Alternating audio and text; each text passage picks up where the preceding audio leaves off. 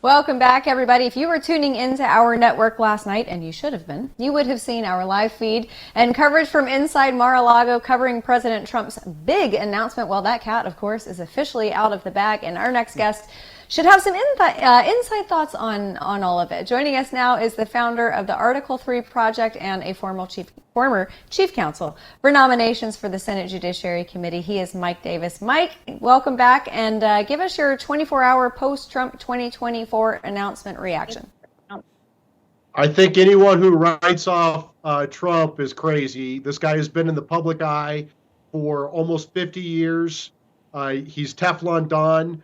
Republicans didn't have as good of a night as we thought we would on election day, and I think the uniparty and the Trump deranged wing of the party is trying to blame President Trump. They don't want to look at themselves at all for their own faults. But I would say this: I think Trump's announcement speech was very serious. It was very somber. It was very substantive. I was impressed by it. I'm a huge Trump fan, and it made me even more of a Trump fan after that speech. People think that Trump's going to get beat in a primary, but what they're failing to consider is there are going to be many candidates in this primary, and President Trump, if he wins 35-40% of the primary or more, he's going to be the nominee, and I think he's going to win back the White House. Yeah, there was a moment, it's funny, it might have been the throwaway line in the speech, but a lot of people, they said, when he said, we're stuck in a ditch, we got to get out of this ditch, that resonated with so many people because it kind of feels like what we've been through the last 2 years. We failed in Afghanistan, we failed to control inflation, we failed to get gas prices down, we closed down our energy exploration. It seems as though we're in a moment now where we don't know what the next big failure is, but we're kind of expecting it. I think he tapped into that a lot, didn't he, Mike? He did. He drew a sharp contrast between the successes of the Trump administration before COVID and what's going on with the Biden administration. Even when Trump handed over the reins to Biden, we were recovering as a country, and Biden drove it into a ditch. And one of the lines that really struck out from that announcement speech, and I don't think it was scripted, where President Trump said he doesn't need this. Like, he has a good life. He's a billionaire. He has a better airplane. He has a better house. He has a better helicopter. He has a better everything. He doesn't need to be the president. He doesn't need the fame. He doesn't need the fortune. He's doing it because he loves our country, and he knows that we are going off of a cliff. Yeah, that was a good absolutely. line, right? And speaking of things that are going off the cliff, let's shift our focus to immigration.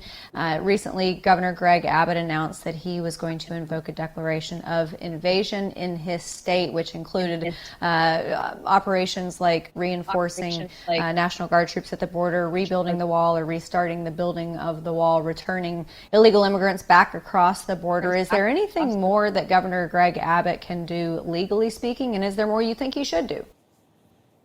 I think he's doing a great job, and I like that he's putting these illegal economic migrants on buses and sending them to these sanctuary cities so they can get their sanctuary, and they can have these Democrat cities, these limousine liberals in Democrat cities show their love and show their compassion for this flood of illegal economic migrants. Look, we are a welcoming country. We are a generous country, but this is insane what's going on. We've had 5 or 6 million people that we know of come across this border. We cannot sustain our country if we don't have a border. And so this should not be just a Texas problem, that we have an intentionally broken border by the Biden administration.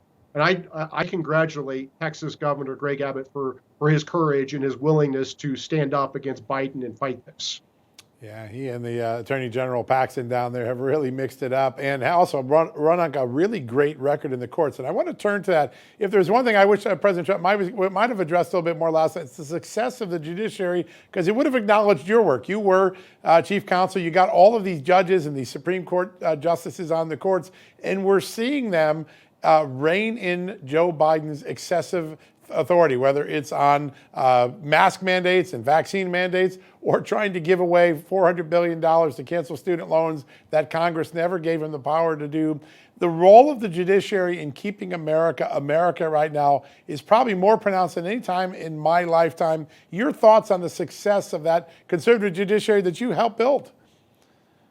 Yeah, it was. I worked for then Senate Judiciary Committee Chairman Chuck Grassley and Mitch McConnell as the Senate Majority Leader, and President Trump. When they all got along and all worked together, they did a historic thing. President Trump's biggest accomplishment of his first term, and he had many accomplishments, his biggest accomplishment was his transformation of the Supreme Court and the lower federal courts. We went from the 5-4 John Roberts Court to the 5-4 Clarence Thomas Court. And we are seeing the fruits of that, where we have a Supreme Court that is willing to stand up for the rule of law and protect us from government overreach. And they have backbones. And that's really important right now when we have these political branches, the uniparty in Washington, D.C., who's willing to disregard the law, willing to disregard the Constitution to try to grab power. And it is the federal judiciary's modest but critical role to say what the law is and let the chips fall where they may and not worry about the political consequences. That's why they have lifetime tenure. That's why they have pay protection. And President Trump had tremendous courage in fighting the left to get these judges through. It would not have happened but for President Trump. Yeah, great point. Mike, let's stay on that topic of the nation's highest court. I remember over 6 months ago, we had you on the show in the wake of the leaked Dobbs decision. We still don't know who the leaker was. I don't know if we ever will. How damaging is that to the reputation of the court and the future of its effectiveness?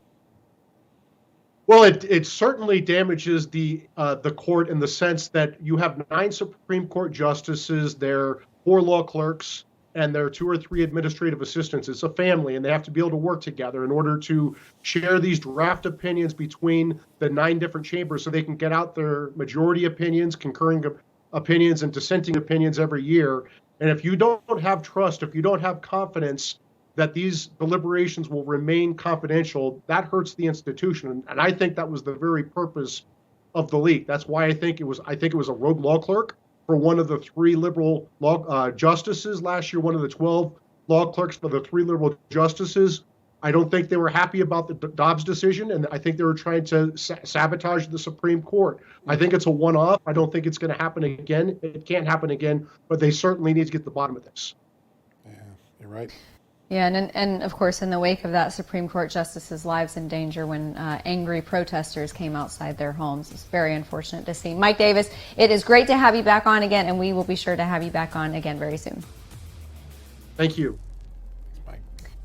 And John and I will be back with an Afghanistan veteran that has saved lives, not just physically, but mentally as well. Very important work. Stick around. We will be right back after these commercials.